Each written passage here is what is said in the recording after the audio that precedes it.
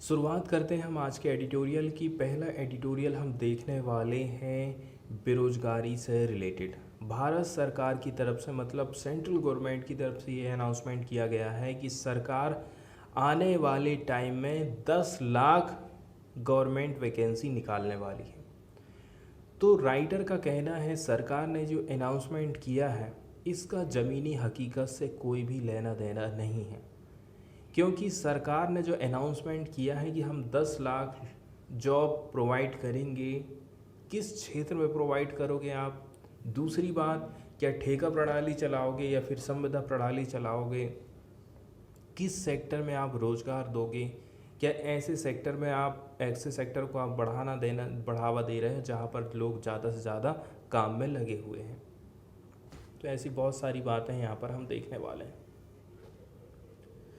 ठीक है, तो जो एम्प्लॉयमेंट पॉलिसी सरकार लेकर आना चाहती है उसमें पहली बात तो ये है, जो 10 लाख आप बोल रहे हैं ना, 10 लाख बहुत बड़ा आंकड़ा नहीं है। बेरोजगारी को आप देखोगे तो 10 लाख से भी ज़्यादा आपको जॉब क्रिएट करना पड़ेगा। इसके साथ साथ में जो एम्प्लॉयमेंट पॉलिसी आप तैयार लेकर के आए हो उसको फिर से आप एक बार सोचिए समझिए, इसके बाद आप इस पॉलिसी को लेकर आइए, ऐसा राइटर का कहना। रिवैम्प का मतलब होता है सुधार करना।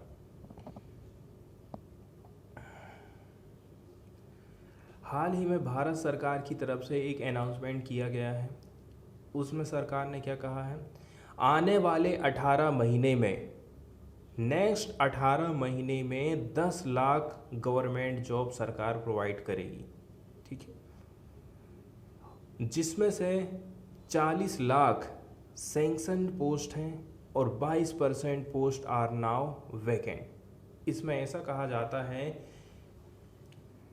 40 लाख पोस्ट को सैंक्शन किया जा चुका है, 22% पोस्ट आज के टाइम में भी खाली हैं। इसके साथ साथ में गवर्नमेंट भरेगी इन सभी पोस्ट को 18 महीने के भीतर में।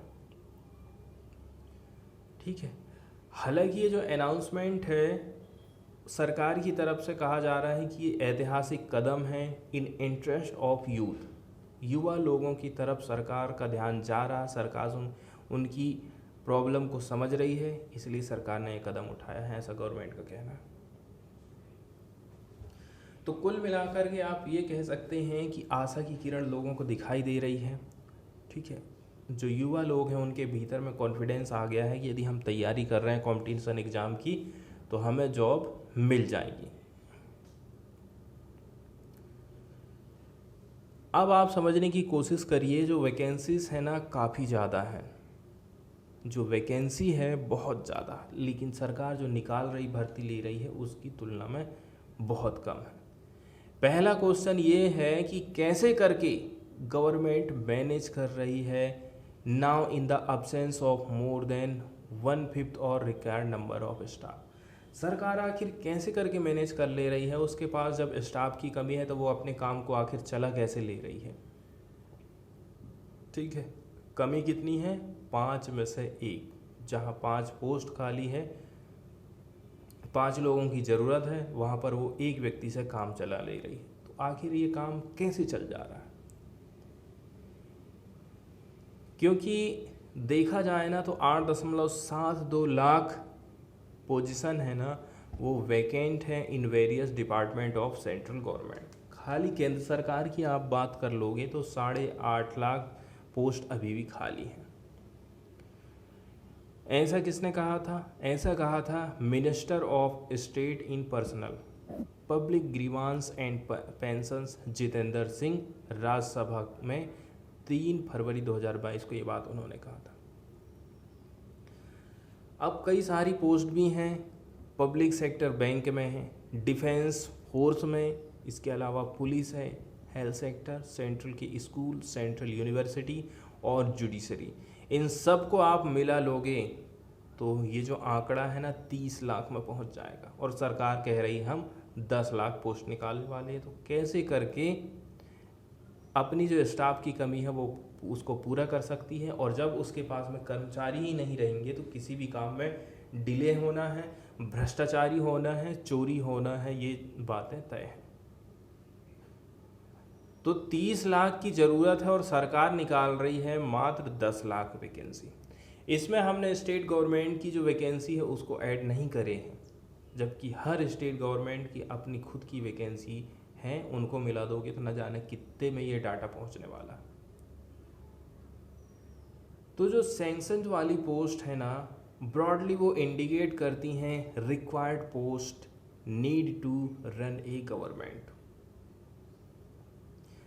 सरकार ने जितनी भी पोस्ट को सैंक्शन किया है, बड़े तौर पैमाने पर वो ये बता रही हैं कि सरकार को अपनी सरकार अपने कामकाज चलाने के लिए उनको कर्मचारी चाहिए, बिना इनके काम नहीं चलने वाला है। और ऐसा भी प्रतीत होता है कि ये जो गवर्नमेंट है ये फेस कर रही है सीरियस शॉर्टेज ऑफ स्टाफ। एक कारण ये हो सकता है, ठीक है, इसके कारण काम में डिले होता है। डिले हो रहा है तो लोग घूस देते हैं तो करप्शन होता है, मे बी अदर इनएफिशिएंसीज, और यहाँ से ही कामकाज में बहुत सारी इनएफिशिएंसीज आती है। फिर भी गवर्नमेंट किसी भी प्रकार की कंप्लेंट नहीं बता रही है इस प्रकार की जो शॉर्टेज हो रही है रिसेंट के ईयर में, ऐसा यहाँ बताया जाता है।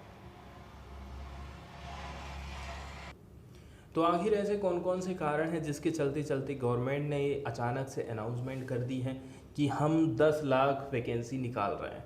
पहले नंबर की बात ये है, क्या सरकार ये सोच रही है, सही में युवाओं की चिंता के बारे में चिंतित है, उनके अनएम्प्लॉयमेंट को लेकर, उनकी बेरोजगारी की कंडीशन को देखते हुए? क्या सरकार ये चाहती है कि जो पोस्ट है रियल में हम उसको भरना चाहते हैं? तीसरी बात ये भी हो सकती है कि कई सारे स्टेट में अभी चुनाव होना बाकी है, इसलिए सरकार ने इस प्रकार के अनाउंसमेंट किया है, ये भी एक रीज़न हो सकता है। क्वालिटी एज इशू, ठीक है। तो जो दूसरी प्रॉब्लम है वो है क्वालिटी ऑफ एम्प्लॉयमेंट को लेकर के। मतलब कि आपने कह तो दिया है कि हम आज को आपको रोज़गार प्रोवाइड करने वाले हैं, लेकिन उसकी क्वालिटी कैसी आप रख रहे हो, ये बहुत ज़्यादा महत्वपूर्ण हो जाता है। ऐसा तो नहीं है कि आपने कॉन्ट्रैक्ट वर्कर के लिए ये घोषणा कर दी है, जैसे कि HAL में क्या होता है। HAL में जब भर्ती निकलती है तो उसमें कहा जाता है कि हम आपको 3 साल के लिए ले रहे हैं, पूरी चीज़ होगी, रिटर्न भी होगा, मेडिकल टेस्ट भी होगा, आपका पुलिस वेरिफिकेशन भी होगा, पूरे स्टेप हो रहे हैं, और आपको लगेगा भी कि नहीं हम एकदम परमानेंट एम्प्लॉय हैं। लेकिन जब उसने विज्ञापन निकाला था तो उसने उसी टाइम ये लिख दिया था कि हम आपको 3 साल के लिए कॉन्ट्रैक्ट बेस पर ले रहे हैं। तो क्या सरकार इस टाइप की वैकेंसी लाना चाहती है? तो ये सारी चीज़ें सरकार को क्लियर करना पड़ेगा,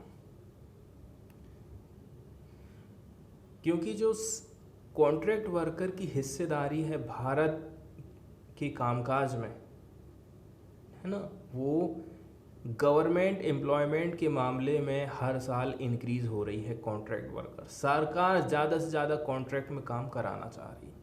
2017 में कॉन्ट्रैक्ट वर्कर थे सरकारी एम्प्लॉयमेंट के हिसाब से आप देखोगे तो 11.11 लाख, ये बढ़कर के 13.25 लाख हो गया है 2020 में, और 24.31 लाख हो गया है 2021 में, ठीक है। और इसमें यदि आप जोड़ दोगे जिनको आप बोल रहे हैं ऑनरेरी वर्कर, इसमें कौन आ जाते हैं? इसमें आ जाती हैं आंगनवाड़ी में काम करने वाली महिलाएं, उसमें हेल्पर आ जाती हैं। इनको एक्रेडिटेड किया जाता है social health activity worker. Anganwadi में काम करने वाली महिलाएं, हेल्पर और आशा वर्कर, इनको कहते हैं हम ऑनरेरी वर्कर। ये जो एम्प्लॉय होते हैं ना, गवर्नमेंट की तरफ से बहुत ही ज़्यादा कम सैलरी प्राप्त करते हैं, जिसको हम बोलते हैं consolidated wages, and are not entitled to decent work. इनको डिसेंट वर्कर के रूप में प्रमाणित नहीं किया गया, सरकार ने मान्यता नहीं दी है। Decent work condition including a minimum package of social security का यहाँ पर मिनिमम वेज भी इनको नहीं दिया जाता है। इंटरनेशनल लेबर ऑर्गेनाइजेशन ने रिकमेंड किया है कि आप डिसेंट कंडीशन तो प्रोवाइड करिए, जिसमें शामिल है minimum package of social security का कम से भी कम मिनिमम पैकेज आपको देना पड़ेगा, ऐसा कहता है ILO। गवर्नमेंट को इस बात को भी इंश्योर करना है कि जो एम्प्लॉयमेंट जनरेट कर रहे हो आप इस प्लान के अंतर्गत में स्टैंडर्ड क्वालिटी का वो होना चाहिए। लेकिन यहाँ पर किसी भी प्रकार का सरकार की तरफ से एश्योरेंस नहीं दिया गया है, भरोसा जनता को नहीं दिलाया गया। इसलिए कहा जा रहा है कि ज़्यादा से ज़्यादा जॉब की ज़रूरत है। अब यहीं आप देख लोगे हमारे भारत देश में 437.2 मिलियन अप्रैल 2022 का डाटा है, इतना लेबर फोर्स है हमारे कंट्री में। अब यदि हम लेबर फोर्स पार्टिसिपेशन रेट की बात कर लें तो वो है 42.13 रेट। ये हम किस मामले में देख रहे हैं, centre for monitoring Indian economy private limited. Unemployment rate of the youth is about 20% at the present. हाल ही में आप देख लोगे बेरोजगारी की दर 20% चल रही है, ऐसा यहाँ पर बताया जाता है। यहाँ एक शब्द इस्तेमाल में लाया गया है जिसका नाम है लेबर फोर्स पार्टिसिपेशन रेट। हमारे पास कितनी लेबर की फोर्स है जो कि कामकाज की डिमांड कर रही है। The labour force participation rate is major to evaluate working age population in the economy. हमारे देश की इकोनॉमी में कितने वर्किंग कंडीशन वाले व्यक्ति हैं उसको यहाँ पर लेबर फोर्स पार्टिसिपेशन रेट के रूप में बताया गया है। अब तीसरे नंबर की बात यह है, यदि आप बैकलॉग भर्ती की बात कर लोगे, 30 मिलियन अनएम्प्लॉयमेंट पीपुल तो पहले से ही हैं, भरे जाना था लेकिन आपने उनको भर ही नहीं पाया। साल दर साल वो ऐड होते जा रही है एंड एनुअल एडिशन हो जा रहा है 50 से लेकर के 7 lakh worker every day. World bank ऐसा कहता है। तो इस प्रकार से आप देखोगे ना, इंडिया का जो अनएम्प्लॉयमेंट की प्रॉब्लम है, बेरोजगार की जो समस्या है, वो आज के टाइम में कैसी है, फॉर्मिडेबल है। फॉर्मिडेबल मतलब दुर्जय, जिसके ऊपर आप विजय नहीं पा सकते। यदि आप कह रहे हो कि हम 10 लाख जॉब जनरेट करेंगे आने वाले 18 महीने में, वो एकदम थोड़ा सा है, एकदम छोटा सा है, कुछ भी नहीं है। सरकार ने जो स्कीम लाई है या लेकर के आने वाली है, ये मुश्किल से ही प्रोवाइड करने वाली है किसी भी प्रकार के रिलीफ युवाओं को हमारे देश के, and will not have much of an impact on the present unemployment problem, और ना ही इसका कोई खास असर पड़ने वाला है हाल की बेरोजगारी के ऊपर। तो एक बात यहाँ इम्पोर्टेंट है, नोट करने वाली है कि जो परफॉर्मेंस ऑफ प्राइवेट सेक्टर है, किस मामले में, कि वो कितनी ज़्यादा एम्प्लॉयमेंट की अपॉर्चुनिटी प्रोवाइड कर पा रहा है। तो प्राइवेट सेक्टर की तो सबसे ज़्यादा ख़राब कंडीशन है। ठीक है, प्राइवेट में आप एक बात ये समझ लीजिए कि परमानेंट वैकेंसी वो बहुत कम निकालेगा, आपको परमानेंट नहीं करेगा। सबसे ज़्यादा काम चलाता है वो ठेकेदारी में, 8,000 रुपये महीना, 10,000 रुपये महीने में आपसे ठेकेदारी में काम करवाएगा। दूसरी बात, काम की आपको सुरक्षा नहीं रहेगी, काम के घंटों की सुरक्षा नहीं रहेगी, कब आपको लात मार के निकाल देगा कोई गारंटी नहीं रहेगी। इसलिए आप यदि ये सोच रहे हो कि हम प्राइवेट सेक्टर में रोजगार को प्रोवाइड करेंगे तो ये संभव नहीं है, ये बहुत मुश्किल काम। यदि प्राइवेट इतना ही अच्छा रहता, प्राइवेट सेक्टर इतना ही आगे रहता, तो लोग सरकारी नौकरी की तैयारी क्यों करते, ये भी एक क्वेश्चन है। तो एक बात ये इम्पोर्टेंट हो गई है कि प्राइवेट सेक्टर जो के पास यदि आप जा रहे हो कि शायद वहाँ से कुछ रिलीफ मिल जाए, तो उसकी जो एम्प्लॉयमेंट अपॉर्चुनिटी क्रिएट करने की कैपेसिटी है वो एकदम निराशाजनक है। अब करेंटली हम ऐसे टाइम में बात कर रहे हैं जबकि इकोनॉमी ऑलरेडी से डाउन चल रही है। कोरोना के चलते चलते रोज़गार लोगों का छिन गया है, लोगों की नौकरी छिन गई, लोग घर में बैठे हुए काम की डिमांड कर रहे हैं। और जबकि जो प्राइवेट फाइनल कंजप्शन एक्सपेंडिचर है ना, has not cross pre pandemic level. और यहाँ पर एक बात ये भी बताया जा रहा है कि जब लोगों की इनकम ही नहीं हो रही है तो वो अपने हाथ में जो पैसा उसको कभी खर्च करने के लिए नहीं देखेगा। जैसे कि पेट्रोल के दाम बढ़ गए हैं तो भले ही वो साइकिल से चल जाएगा, लेकिन सोचेगा कि मैं पेट्रोल ज़्यादा नहीं डलवाऊंगा, पहला 100 का डलवाता था तो अब मैं 100 का ही डलवाऊंगा, लेकिन ज़्यादा यूज़ नहीं करूँगा, उसको लंबे टाइम तक चलाऊँगा, ऐसा यहाँ पर बताया जा रहा है। तो देखा जाए प्री पैंडेमिक लेवल में जो लोग खर्चा करते थे उतना खर्चा आज के टाइम में नहीं हो रहा है। और जब लोग खर्चा ही नहीं कर रहे हैं तो इकोनॉमिक एक्टिविटी कैसे होगी और कैसे करके इंडस्ट्री अपना प्रोडक्शन बढ़ा पाएंगी, और फिर 5 ट्रिलियन की इकोनॉमी कहाँ से हो पाएगी, नहीं हो पाएगी। तो जो प्राइवेट कंपनियां हैं ना, ये किस रूप में हम इनको देख रहे हैं, managing their profit margin by cutting cost. अब सरकारी प्राइवेट कंपनियों ने अपना जो उत्पादन लागत है उसको कम करने के लिए लोगों को बाहर निकालना चालू कर दिया है। तो इस सिचुएशन में all the more important for the government to ensure as many job as possible, जितनी ज़्यादा से ज़्यादा वैकेंसी होकर जो प्रोवाइड आप कर सकते हो दीजिए। तो जो हमारी बेसिक नीड है उस पर फोकस होना बहुत ज़्यादा ज़रूरी है। जैसे कि सरकार कह रही है government is really in mission mode, सरकार बिल्कुल मिशन वाले मोड में है, हमने मिशन तय कर लिया है, अब उनको उसको टारगेट करना है। यदि वो मिशन मोड में है प्रोवाइड करने के मामले में एम्प्लॉयमेंट, किसको, अनएम्प्लॉयमेंट लोग को, यूथ को, it will have to do much more than what has been announce.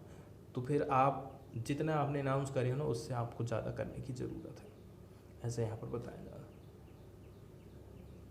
तो यदि आप चालू कर रहे हो तो गवर्नमेंट को करना पड़ेगा more employment with in the government, सरकारी सेक्टर में आपको ज़्यादा से ज़्यादा वैकेंसी निकालना पड़ेगा ही। हाल का जो नेशनल और इंटरनेशनल रिपोर्ट आई है and ranking have shown that India is lagging, India की हालत बहुत ख़राब है। नेशनल रिपोर्ट देख लो चाहे वो इंटरनेशनल रिपोर्ट देख लो, किस किस मामले में वो कई सारी अदर कंट्रीज़ में बहुत पीछे हो गया है। हेल्थ, न्यूट्रिशन, हेल्थ मतलब स्वास्थ्य, पोषण, पार्टिकुलरली हम बात कर रहे हैं न्यूट्रिशन में वुमेन और चिल्ड्रन की, education, literacy skills, holistic care of children in early childhood, और उसके बाद इसके अलावा ड्रिंकिंग वाटर की फैसिलिटी प्रोवाइड कर पा रहा है कि नहीं, इसके अलावा सैनिटाइजेशन और जो बेसिक इंफ्रास्ट्रक्चर है सरकार उसको बहुत अच्छे तरीके से प्रोवाइड नहीं कर पा रही है, इसलिए हम बाकी अदर कंट्री से पीछे हो गए। हम ऐसा बिलीव करते हैं कि जो गवर्नमेंट है ना वो अपनी रिस्पॉन्सिबिलिटी लेगी ताकि लोगों की ये जो बेसिक ज़रूरत है वो पूरी हो सके विदाउट डिपेंडिंग ऑन प्राइवेटाइजेशन।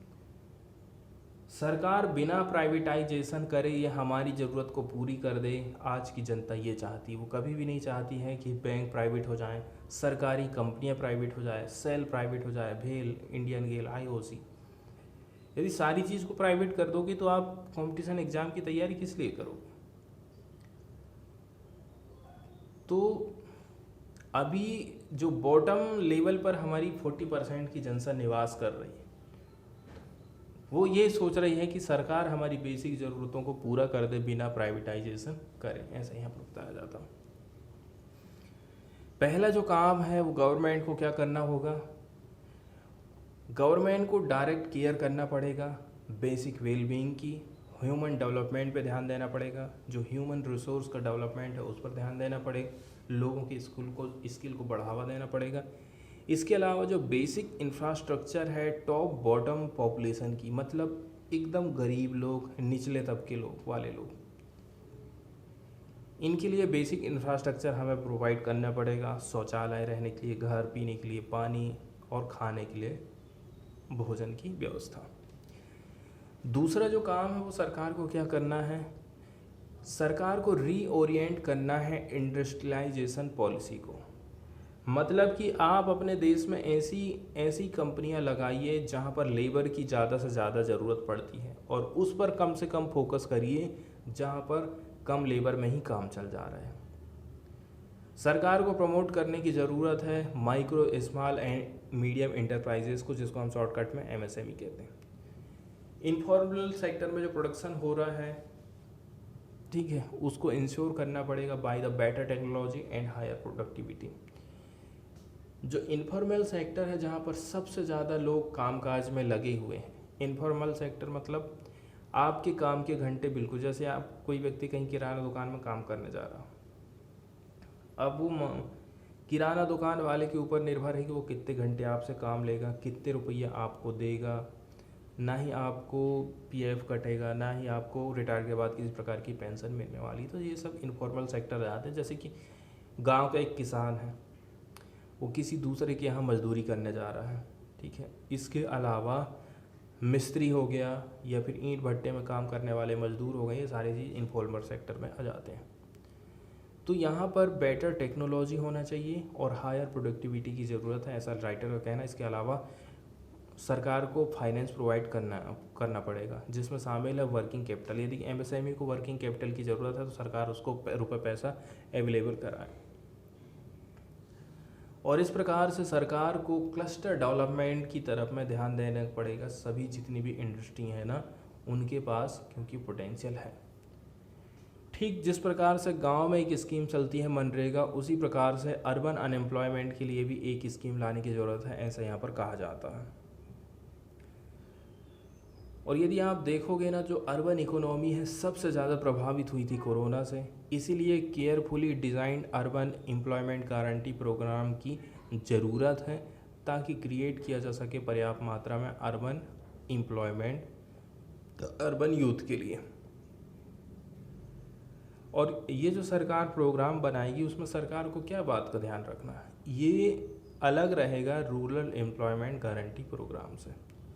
उसमें क्या क्या शामिल आप कर सकते हैं, इसमें आप बेसिक अर्बन सर्विस शामिल करिए, जहाँ पर जो यूथ है ना, ये गेट करेंगे स्पेशल ट्रेनिंग।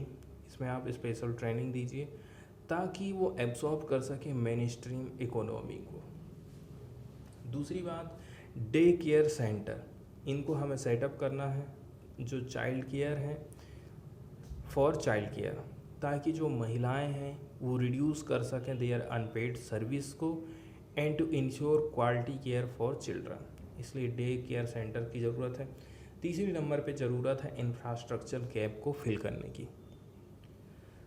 कंस्ट्रक्शन वर्क में जो इंफ्रास्ट्रक्चर का गैप है, इसको आप भरिए और आप फैसिलिटेट करिए क्वालिटी अर्बन लाइफ को।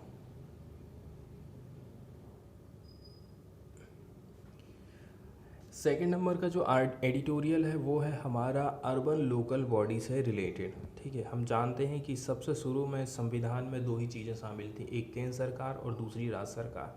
लेकिन बाद में संविधान में संशोधन किया गया, जिसके अंतर्गत फिर नगर पालिका, नगर निगम, ग्राम पंचायत वगैरह बनाई गई थी। तो अर्बन लोकल बॉडी को लाने का एक ही रीज़न था कि जो सरकार है अपनी पावर को बांटे, अपने पास जो रुपया पैसा आ रहा है उसको सीधे सीधे अर्बन लोकल बॉडी तक पहुंचाए। इसके लिए इनकी स्थापना की गई थी। मतलब मनी को डायरेक्ट लोगों तक कैसे करके हम पहुंचा सकते हैं, इसीलिए इनकी स्थापना करी गई थी। तो यह इस आर्टिकल में ऐसा बताया जाता है कि जो अर्बन लोकल बॉडी हैं, इनके पास रिसोर्सेज की कमी है, कैसे करके ये अपने पैसे को, टैक्स को बढ़ा सकती हैं, गवर्नमेंट को कितना सपोर्ट देने की ज़रूरत है अर्बन लोकल बॉडीज़ को, कहाँ कहाँ से ये अपने रेवेन्यू को प्राप्त करती हैं, और दूसरी बात, इनकी स्थापना कब की गई थी, ये सारी बातें इस आर्टिकल में बताई जाती हैं। फिस्कल डेफिसिट चल रहा है, इसका मतलब ये है जितना आपको मिल रहा है उससे ज़्यादा आप खर्च कर दे रहे हो। इसके अलावा आपका जो टैक्स बेस एक्सपांसन है बहुत लिमिटेड है, मतलब टैक्स से आपकी उतनी कमाई ज़्यादा नहीं हो पा रही। And weakening of institutional mechanism are challenges in ULB. तो शॉर्टकट में आप ये देखोगे कि जो अर्बन लोकल बॉडी है कौन कौन सी समस्याओं से घिरी हुई है।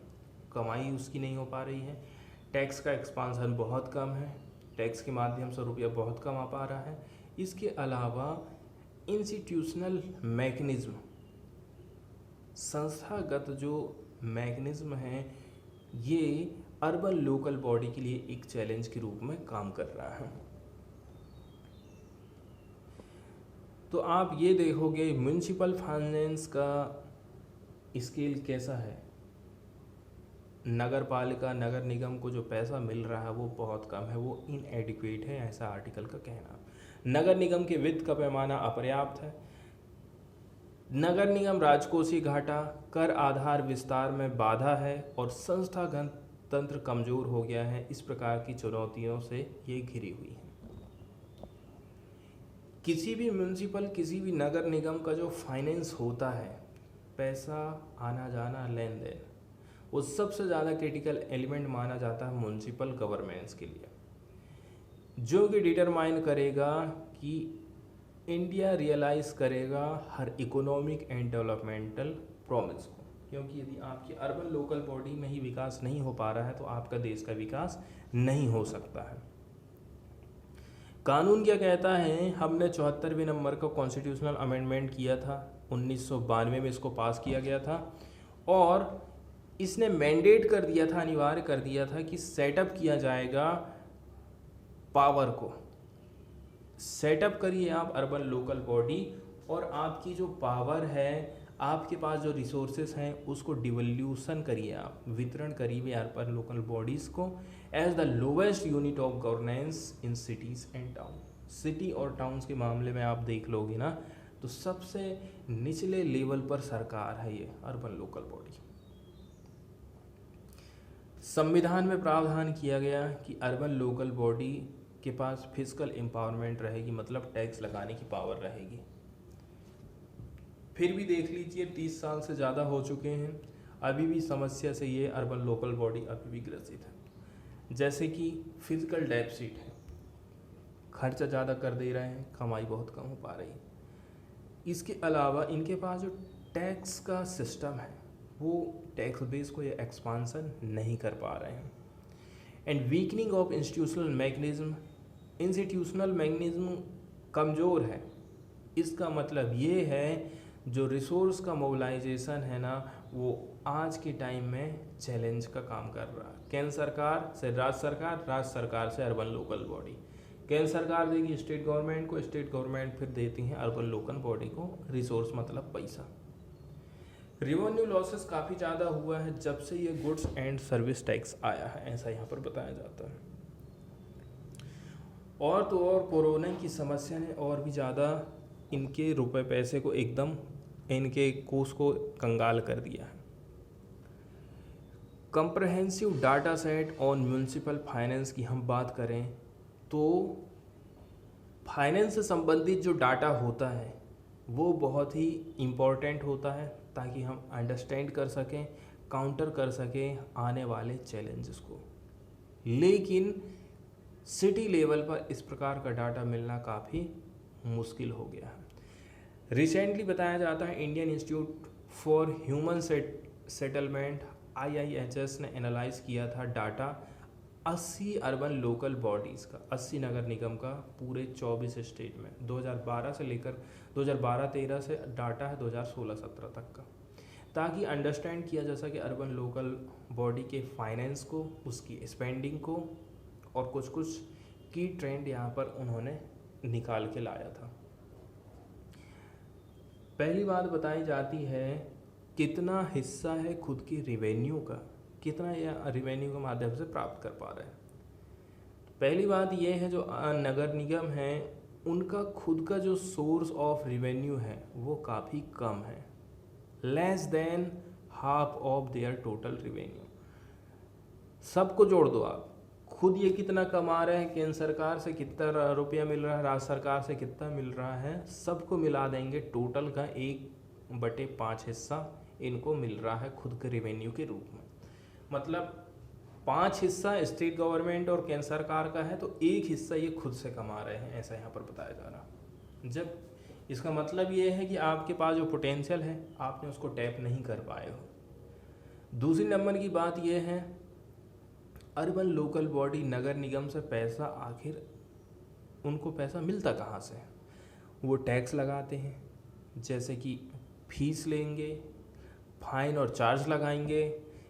इसके साथ ही साथ में केंद्र सरकार और स्टेट गवर्नमेंट से भी इनको मदद मिलती है, which are known as intergovernmental transfer. तो जब भी केंद्र सरकार इनको पैसा दे रही, स्टेट गवर्नमेंट इनको पैसा दे रही, तो उनको IGT बोलते हैं, शॉर्टकट में IGTs ऐसे ही आगे यहाँ पर आपको लिखा मिलेगा। ऑन रिसोर्स रिवेन्यू खुद का इनका जो रिवेन्यू है ना, इसमें इंक्लूड है revenue from taxes on property, इसके अलावा advertisement, non tax revenue from user charges and fees from building permission और ट्रेड लाइसेंसिंग, यहाँ से इनको पैसा मिल रहा है। तो जो टोटल रिवेन्यू होता है वो काफ़ी इम्पोर्टेंट इंडिकेटर होता है यूएलबीज फिजिकल हेल्थ एंड ऑटोनॉमी का। उनके खुद का जो रिवेन्यू है सबसे ज़्यादा महत्वपूर्ण है टोटल रिवेन्यू का। टोटल रिवेन्यू में से उनका खुद का अपना कितनी कमाई है ये बहुत ज़्यादा महत्वपूर्ण रहता है, ये बताता है उनके फिजिकल हेल्थ और ऑटोनॉमी को। अब जो अनुपात आप देख रहे हैं ये अनुपात रिफ्लेक्ट करता है मतलब उनकी खुद की कमाई और टोटल कमाई के बीच में जो रेशो है वो ये बात बताता है कि नगर निगम की एबिलिटी कितनी है कि वो कितने रिसोर्स को यूज़ कर रहा है, they are entitled to tap and their dependency on ITT. कितना ज़्यादा से ज़्यादा आप मार्केट से पैसा निकाल सकते हो और कितने ज़्यादा आप निर्भर हो केंद्र सरकार और राज्य सरकार के ऊपर, ये बात ये रेशियो बता देगा, खुद की कमाई और टोटल कमाई वाला जो रेशियो है वो। एक बात और यहाँ पर ये कही जाती है कि ये जो सिटीज़ होती हैं ना, higher share of own revenue are more financially self sustaining. यदि किसी शहर में रिवेन्यू कलेक्शन अच्छा रह रहा है तो वो ज़्यादा लंबे समय तक सेल्फ सस्टेनिंग बनी रहती है। एक स्टडी ये भी कहती है कि अर्बन लोकल बॉडी का खुद का जो रेवेन्यू था 47% ऑफ देयर टोटल रेवेन्यू, मतलब कि टोटल रेवेन्यू का अर्बन लोकल बॉडी खुद का रेवेन्यू कितना है, टोटल का 47% है। तो जो टैक्स रेवेन्यू है ना was the largest component around 29% of the total. इसमें से सबसे ज़्यादा आ रहा है टैक्स से पैसा 29% हिस्सेदारी। 7% कहाँ से आ रहा है, 7% की इंक्रीज़ हम देख रहे हैं खुद के रिवेन्यू में, खुद की कमाई में 2012-13 से 2016-17 के बीच में। लेकिन जो अर्बन लोकल बॉडी है आज के टाइम में भी लैग रिवेन्यू बायोंसी है, मतलब कि रिवेन्यू में तेज़ी उतनी ज़्यादा नहीं आ रही है क्योंकि इसका जो शेयर है जीडीपी के साथ में वो कितना है 0.5% है। इंडिया की जीडीपी मान के चल लीजिए 100 रुपये है, तो 100 रुपये का 0.5% ही ये लोग रिवेन्यू के रूप में प्राप्त कर पा रहे हैं। प्रॉपर्टी टैक्स की बात करें, सिंगल और सबसे बड़ा कंट्रीब्यूटर है इनकी कमाई का कौन सा, property tax, accounted for only 1.15% of GDP का ये कितना परसेंट पड़ जा रहा है, 0.15% कमाई हो रही है जीडीपी से यदि आप तुलना करेंगे तो, ठीक है। जबकि इसके पास कैपेसिटी है 0.6 से लेकर के 1% तक। आप यदि विकसित देशों को देख लीजिए तो विकसित देश कह रहे हैं कि हमारी कमाई हो रही है जीडीपी का 0.6 से लेकर के 1%, लेकिन इंडिया की कंडीशन 0.5% तक ही रह गई है। तो आखिर एस्टिमेशन ये सजेस्ट कर रहे हैं इंडिया की जो अर्बन लोकल बॉडी है ना वो अचीव कर सकती है इस लेवल तक, मतलब जो हम विकसित देशों में देख रहे हैं, बड़े बड़े शहरों में, बड़े बड़े देशों में, वो चीज़ हम इंडिया में भी लागू कर सकते हैं। कैसे होगा, तो अर्बन लोकल बॉडी को लिवरेज करना पड़ेगा उनके खुद के रिवेन्यू राइजिंग पावर को। मेरे पास पावर है कि मैं 100 रुपये वसूल रहा हूँ, नहीं मैं 150 वसूल कर सकता हूँ। 150 कैसे करके मैं वसूलूंगा, एक बात ये है। इसी से मैं फिजिकली रूप से सस्टेनेबल होने वाला हूँ, मैं लोगों को अच्छी सुविधाएं प्रोवाइड कर पाऊँगा and empowered and have better amenities and quality of service delivery. एक चीज़ और ये है कि कई सारी जो अर्बन लोकल बॉडी है, नगर निगम है, वो बहुत ज़्यादा निर्भर हैं राज्य सरकार के ऊपर और केंद्र सरकार के ऊपर। सेंट्रल गवर्नमेंट से ट्रांसफ़र किया जा रहा है पैसा एक अनुबंध के द्वारा by the central finance commission and through grants toward the specific reform. तो केंद्र सरकार किस किस रूप में पैसा देती है इनको, केंद्र सरकार देती है एक अनुबंध के तहत में, सेंट्रल फाइनेंस कमीशन के माध्यम से और यदि पार्टिकुलर कोई टारगेट सेंट्रल गवर्नमेंट दे रही है नगर निगम को तो उसके लिए वो कुछ ग्रांट दे देती है, ऐसा यहाँ पर बताया जाता है। जबकि जो स्टेट गवर्नमेंट होते हैं ट्रांसफ़र करते हैं ना or as a grant in aid के रूप में स्टेट गवर्नमेंट इनको सहायता प्रोवाइड करती है। एक मुश्त राशि दे दी गई है कि आपको ये काम करना है, एक काम करो 100 रुपये की हमसे सहायता ले लो आप। और and devolution of state collection of local tax. दूसरी बात, स्टेट गवर्नमेंट के पास जो टैक्स के रूप में रुपया आ रहा है वो भी कुछ शेयर हिस्सेदारी दे, अपना हिस्सा दे देगा किसको, अर्बन लोकल बॉडी को।